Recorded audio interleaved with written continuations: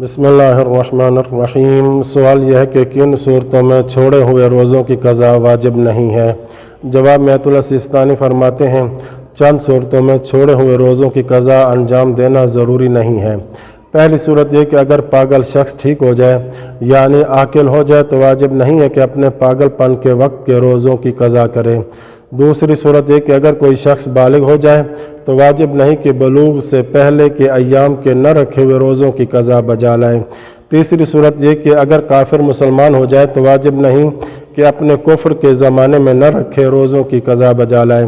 چوتھی صورت یہ کہ اگر بے ہوش شخص یا وہ شخص جو کوما میں شفا یاب اور بے ہوشی یا کوما کی حالت سے باہر آ جائے تو ان بے ہوشی یا کوما کے دنوں کے روزوں جن کی اس نے نیت نہیں کی تھی کی قضا انجام دینا ضروری نہیں ہے۔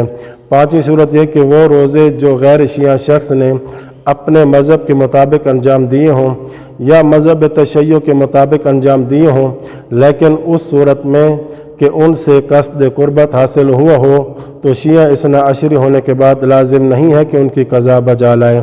چھٹی صورت یہ کہ اگر کوئی شخص بیماری کی وجہ سے یا خاتون حیض یا نفاس کی وجہ سے ماہ رمضان کے روزے نہ رکھے اور اتنا وقت گزرنے سے پہلے مر جائے جس میں روزوں کی قضا کی جا سکتی ہو تو ان روزوں کی قضا واجب نہیں ہے۔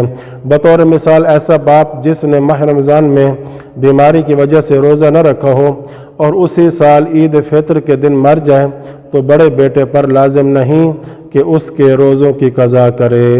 وصلی اللہ علی محمد و اہل بیتہ۔